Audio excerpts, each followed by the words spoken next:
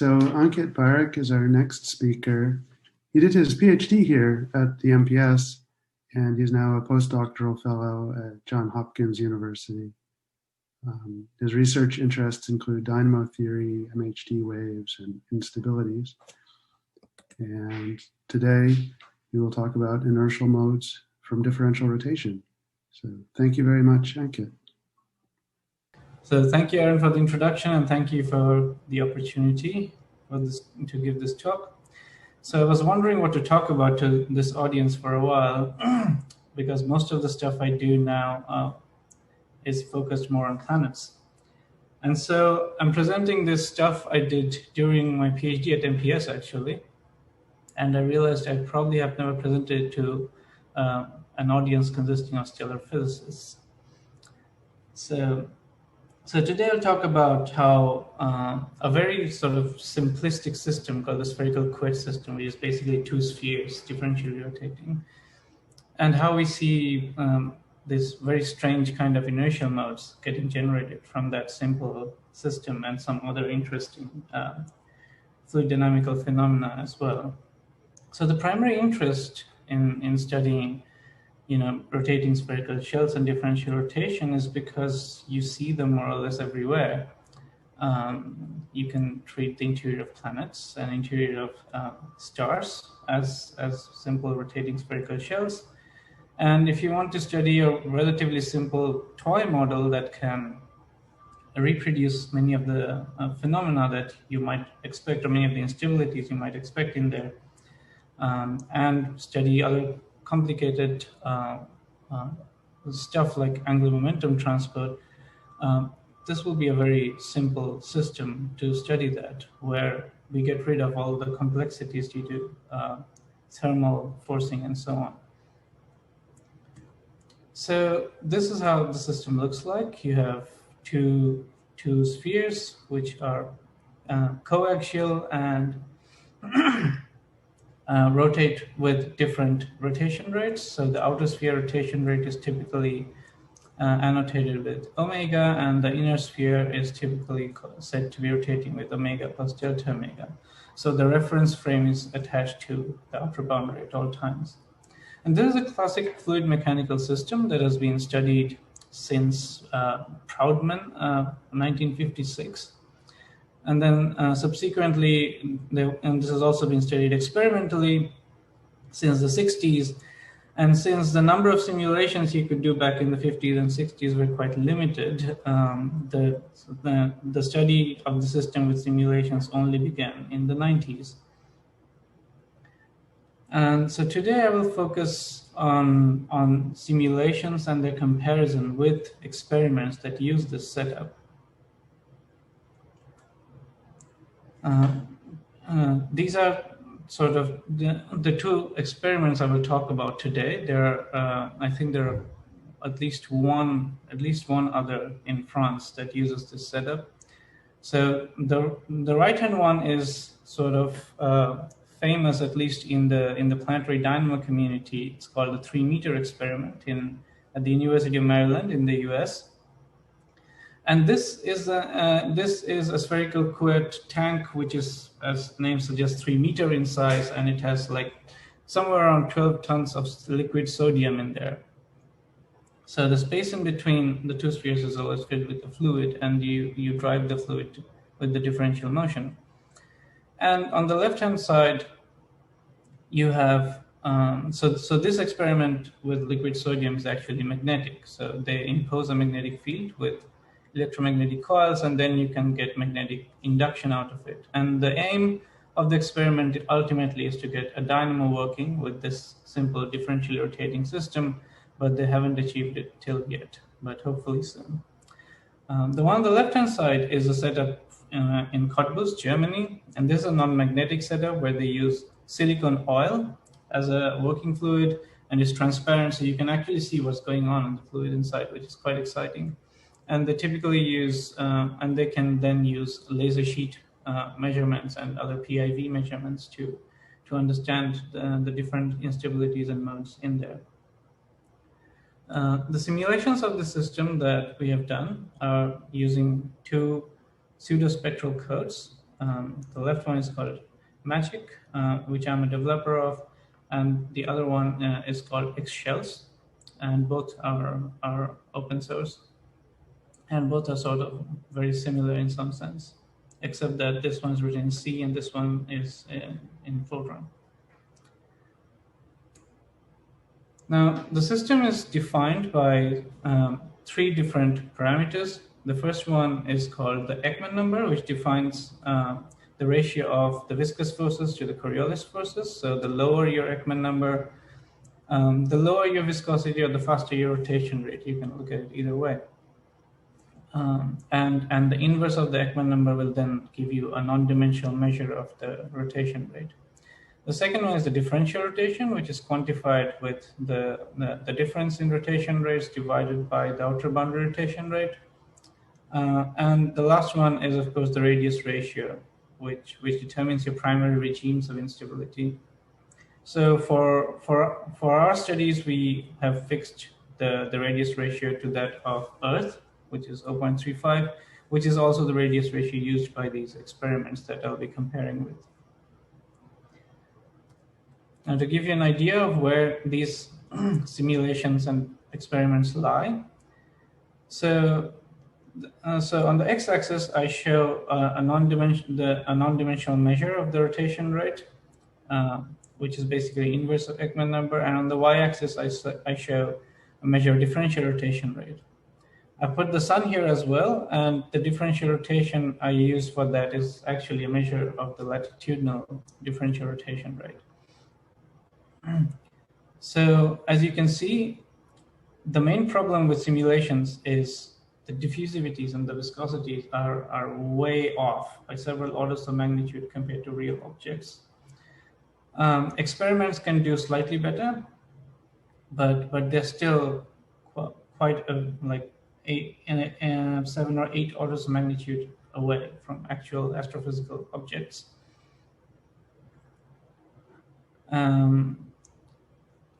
And so,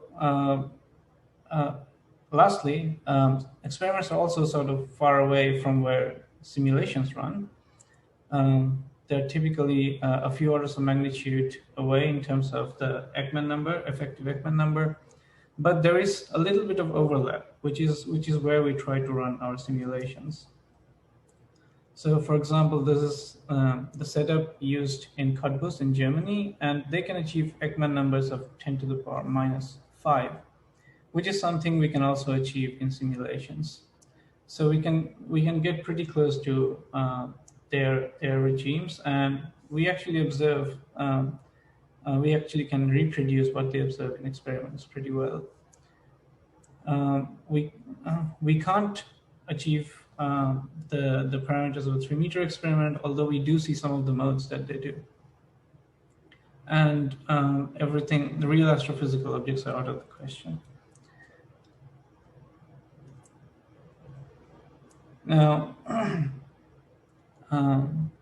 I guess most of you know by now what inertial waves and modes are. We've spoken quite a bit in this summer program till now. But just to remind everyone, inertial waves are basically solutions of the eigenmodes of the Navier-Stokes equation when you consider small perturbations to a solid body rotation, where you can then ignore the nonlinear term and then the viscous term as well. You consider low viscosity and small perturbations. And when you do that, you can obtain wave-like solutions, which are plane transverse waves in the absence of boundary conditions, which look like that. I hope you can see the movie. And so these are velocities. These are arrows of velocity vectors, and then the phase speed travels along these lines, and there is a group velocity. The group velocity travels along here, so they're perpendicular. So that's how inertial waves look like. Now, once you introduce a boundary condition, you start getting global inertial modes. which typically vary with which the longitudinal variation of that you can write in terms of e to the power im phi, and then you have an omega t for the time variation. And in a sphere, without any inner boundary, just as full sphere, you can actually solve for them analytically. And you get solutions which on the outer boundary actually look like spherical harmonics. And you can then characterize them with an LNM similar with the same meaning as spherical harmonics. So this is a 4-1 mode, for example. But even though they look like that on the surface, there is a complex 3D structure to them as well. Now, the important part also to remember is that the frequencies in both these cases, are both the plane waves and oscillatory modes, their frequencies are restricted to twice the outer boundary rotation rate. Now, the generic roadmap that this system follows is that the basic, when your differential rotation is small, the basic axisymmetric flow that you get in the system is governed by how low your Ekman number is, or how fast your rotation is. So if your system is basically non-rotating or rotating very slow, you get a radial flow that is, so here the colors show zonal flow. So there's a radial flow that is more or less a very, there's a azimuthal flow which is more or less very radial in nature. While when you have very fast rotation, as you expect by Taylor-Proudman theorem, your flow tends to get aligned with the rotation axis. And it takes this very special form, the solution of which was found by Proudman, where almost all of your fluid differential rotation is contained within this cylinder called the tangent cylinder, and outside you have solid body rotation. And so you get very strong shear at this boundary, and you get these nested shear layers, which become unstable and give rise to subsequent instabilities. So the first stage is the axisymmetric flow. The next step, depending on where you are, you will get an instability with a single M. Then you start getting secondary instabilities, which can look pretty complex. And then finally, as with any system, as you keep increasing the differential rotation faster, you run into turbulence. Now, if we plot a sort of regime diagram of different instabilities you get these two complicated figures, where on the x-axis it shows the non-dimensional rotation rate, on the y-axis it shows the differential rotation, positive on this side and negative on this side. So positive differential rotation means that the inner sphere is rotating faster in the same direction as the outer sphere, and negative differential rotation means that the inner sphere is rotating either slower or in the opposite direction. Now, let's focus on just this part of these diagrams. You'll see that these look very similar. And that's because when your system is rotating very slow or non-rotating, there is no preferred direction of differential rotation. And so the system behaves pretty much similarly.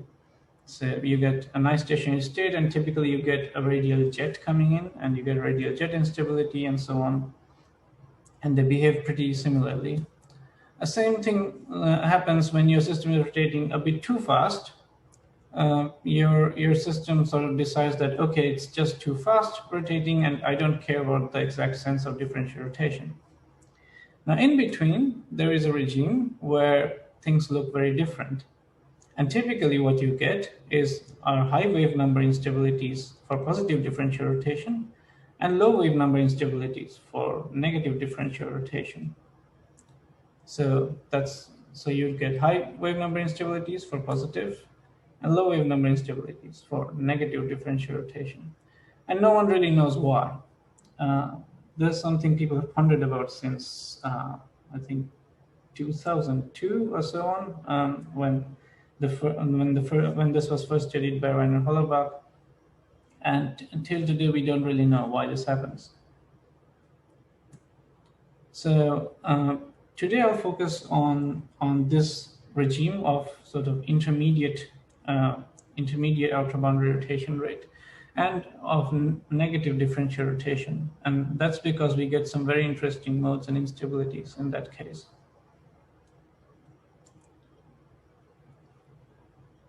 So, and by the way, feel free to interrupt me anytime you want. So this okay. So this figure shows some results from the experiment in Cottbus in Germany.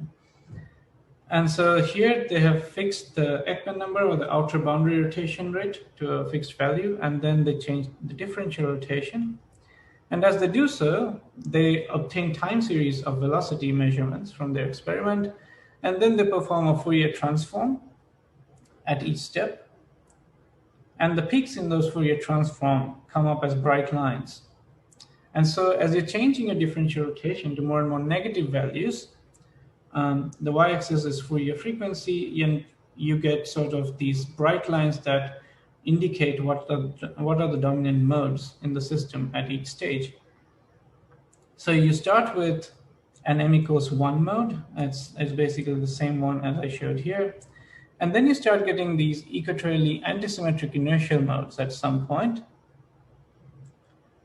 And then after a while, you transition into this turbulent regime, which looks very, which has a sort of background noise. But there are still some modes surviving in a weaker sense over here.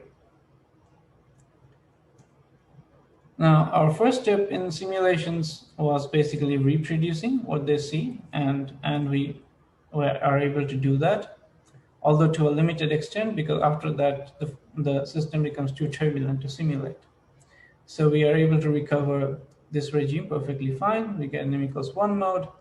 We can detect additional modes compared to the experiments, and we find some special properties of them, which I'll talk about a bit later. But when we increase the Ekman number, so we go to a bit higher Ekman number, so we see low, so we see a bit less turbulence, we are able to recover all three regimes. So we also get an m equals 1 mode here.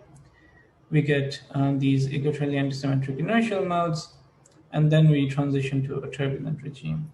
Can I ask you a quick question? Yes.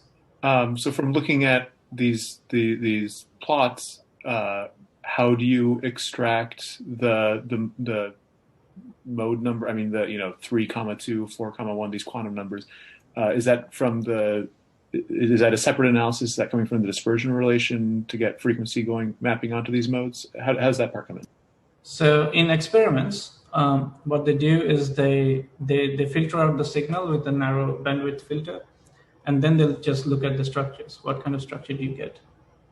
Right. Especially with the most unstable mode, like 3.2, you can simply see it. That just sticks out. That makes sense. Like physically. But the other ones, in experiments, you have to do a narrow bandwidth filter around these lines, and then check what kind of structures you get. Gotcha. Okay, thank you. And in simulations, it's much easier because these are pseudospectral simulations, so we can actually look at the spherical harmonic coefficients and restrict our m numbers and see what kind of structures do we get. That makes sense. Thanks. So once you have the m number and the frequency, you can then compare against theoretical frequencies or eigenmode computations, and then you can confirm exactly which mode you're looking at.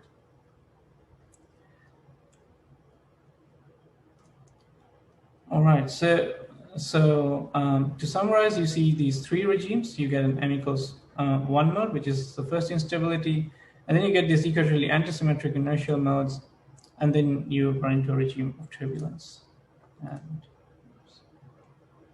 And so looking at actually a slice through each regime. So I draw a slice here, somewhere around here, and over here, and look at the individual spectra.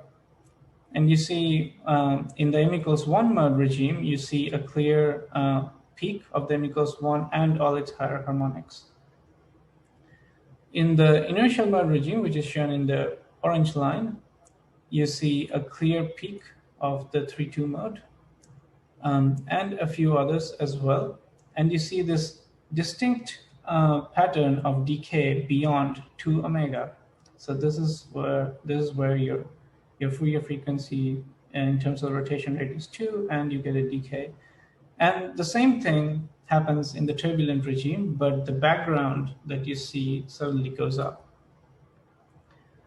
Now, this shows that your system is dominated by inertial waves, because beyond twice omega they can't really exist. So you have a sharp decay of energy.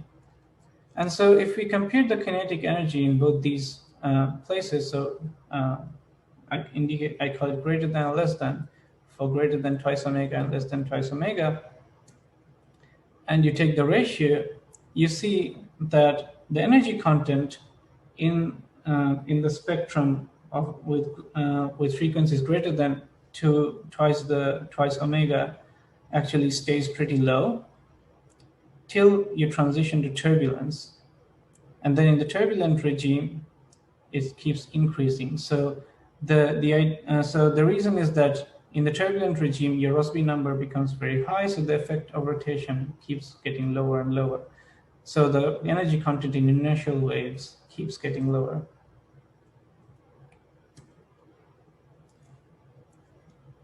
Now, spatially looking at the flow, you transition from your first axisymmetric flow to an m=1 mode. This m=1 mode is a very special mode, as I said before, because it only occurs for negative differential rotation, and we don't know why. It either comes in as a primary instability, where this is the first instability, or in other cases, it is shortly preceded for a very short while by a different instability, and then slowly they all give rise to this m=1 mode. And this is a mode that is observed even in the 3-meter experiment. Now the next step is the transition from m=1 mode to the equatorially antisymmetric inertial modes. Now these inertial modes are rather fast compared to the rotation rate, which means that the ratio of the mode frequency to rotation rate is sort of around 0.6 or 0.7 typically. So that's what we call fast. And they're equatorially antisymmetric, which is a strange thing to happen in the system, because the driving is completely equatorially symmetric, and and the system in general is in every way equatorially symmetric.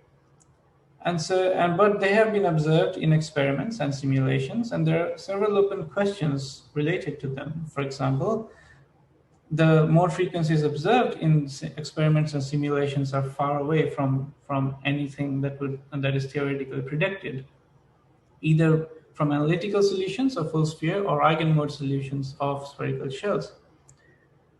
Secondly, these special modes only occur for negative differential rotations.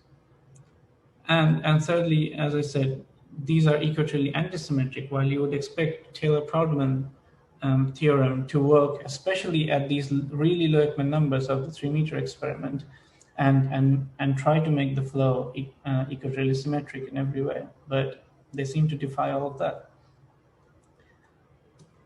Now, the first thing we looked at was, why are the mode frequencies so different than classical eigenmodes?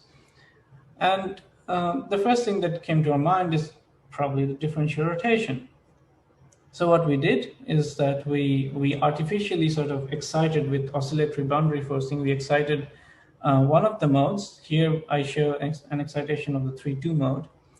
And you excite it at different frequencies. And wherever your eigenmode is supposed to be, you get a nice resonance. So the green line here shows where the theoretical eigenvalue is. The red line shows what the frequency you observe for a simulation in our simulations. And then the blue line shows where the resonance lies. So what we do is we slowly change the differential rotation, and we keep repeating this exercise, and we check how the peak shifts. And you can see the peak clearly shifts from theoretical value and goes more and more towards the value we find in our DNS.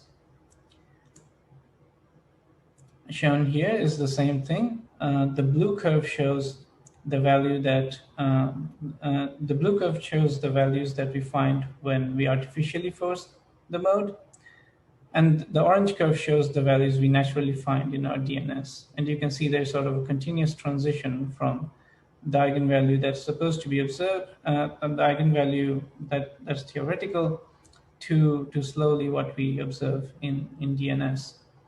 And at the bottom, the green lines show sort of snapshots. So we've taken velocity snapshots at these green lines and then filtered out just this mode. And you can see the effect of differential rotation on this mode. It sort of starts getting more and more twisted, especially inside the tangent cylinder. And at some point, far in the turbulent regime, the mode is just simply unrecognizable. The next thing we observed is we always find these modes in special pairs of triadic resonances. Now, what is a triadic resonance? The basic idea is that because of the nonlinear term in the Navier-Stokes equation, u dot gradient u, you would get products of waves like these. Here I show an example of a simple 1D wave. So if you have nonlinear interactions of two waves like these, you basically get a k1 plus minus k2x and omega 1 plus minus omega 2t in the exponent. And if there is a third wave in the system, or let's say an eigenmode of the system that satisfies this, then this nonlinear interaction can easily feed energy into this third wave, and the third wave gets resonantly excited. For inertial modes, the equivalent resonance relations are these. So M3 must equals sum or difference of these two, and same for the frequencies. Now, at the lower Ekman number simulations, I've plotted here the frequencies that we see of the modes, and I've plotted the frequency of the m equals 1 mode that we see. And you can see that these pairs always form a triadic resonance with an m equals 1 mode. So 5,2 and 6,1 form a resonance with m equals 1, because 2 minus 1 is 1. And then you get a 3,2,1 resonance as well, and similarly here. And the black line actually shows the difference in frequencies. So this is the difference of these two subtracted, and the m equals 1 mode is subtracted. The frequency of m equals 1 mode is subtracted. And the difference of this whole thing, so omega 3 minus that, always lies at 0. So they indeed form a triadic resonance at all times. Then once we observed this in our simulations, and also it was observed in experiments in Germany, we went back to the 3-meter data, and we found that they also form triadic resonances. So this is the m equals 1 mode. That's the same mode that's observed in our DNS, also seen in the 3-meter experiment. And you can see there are hints of triadic resonances everywhere as well. Now, the next stage is when you drive the system too far away, you start transitioning to turbulence. So you get all these small-scale structures forming and so on. And the reason seems to be because of a centrifugal instability at the inner boundary. So this shows, let me remember what this shows. I believe this shows the zonal flow. So this shows the zonal flow in the equatorial plane, and this shows it in a meridional cut. And you can see near the equator, the flow will suddenly become unstable and more turbulent. So these sort of plumes are typical of centrifugal instability. And this is even more clearer when in a movie. So like this. So in this movie, the colors, the cuts are the same, but the colors now show angular momentum. And you can see that this sort of some sort of convection of angular momentum taking place, where the centrifugal instability at the inner boundary is actually transporting angular momentum outward. And you can see the fluid will gradually become more and more bright in the bulk, whereas most of the differential rotation till now was concentrated inside the tangent cylinder. So these instabilities now help, and this turbulence now help in transporting angular momentum.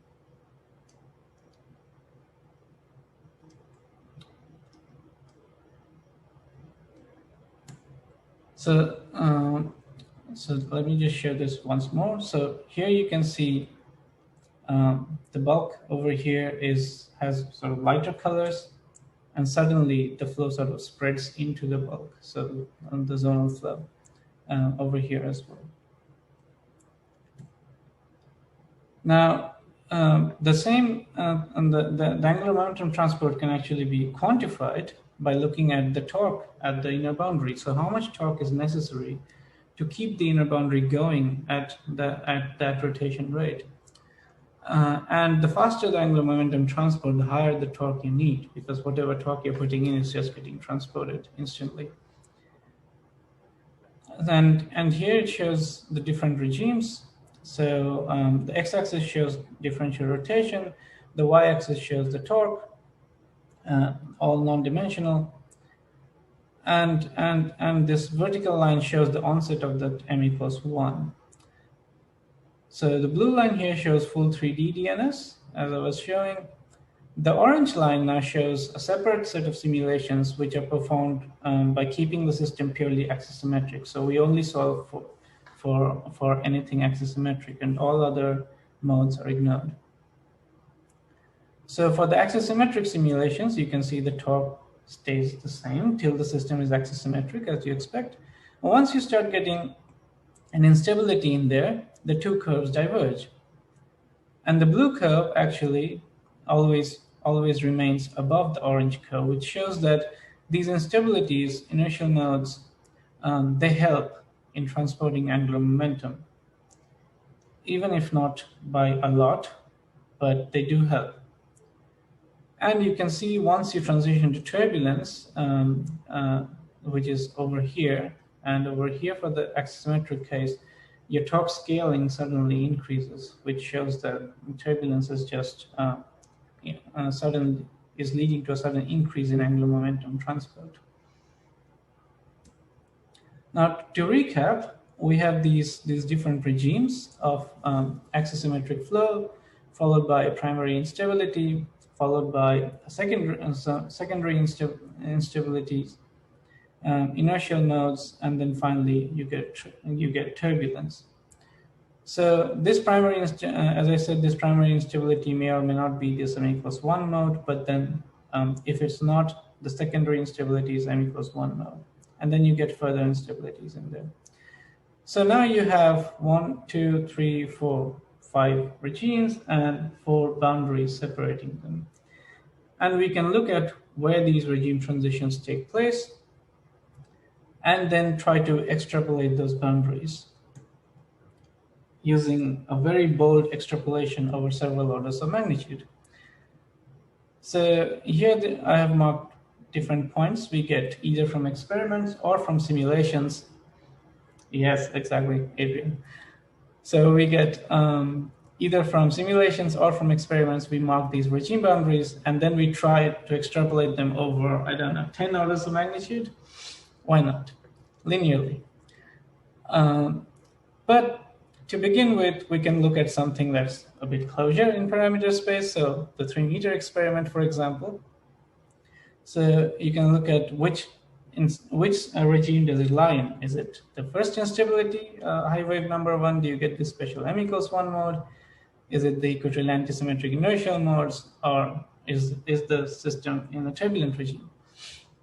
And we find that the typical 3-meter parameters, they start the experiment where they can find a suitable signal, so they can't start it at really low differential rotation rates.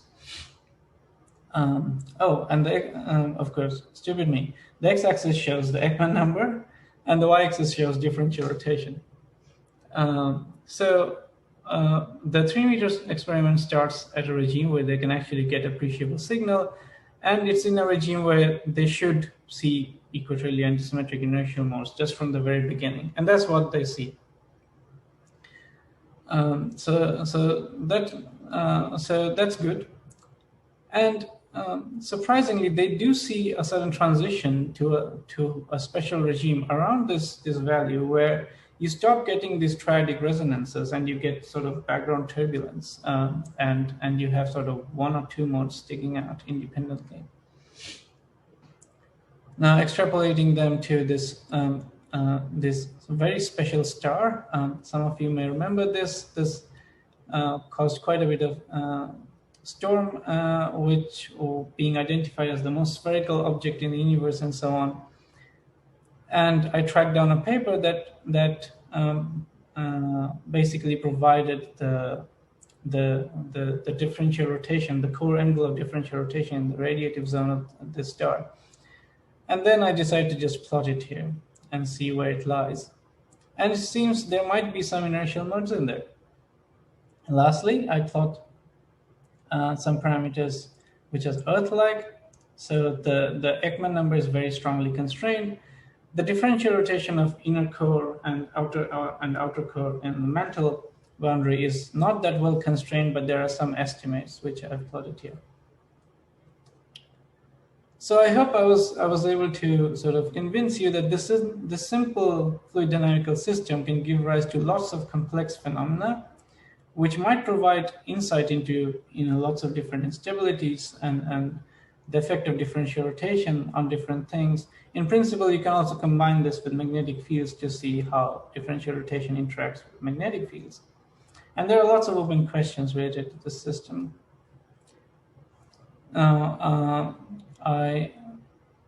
there are of course implications for Earth, for example, and I guess for other astrophysical objects as well, that inertial modes can be excited with only differential rotation, and you can get effective angular momentum transport by these instabilities and turbulence.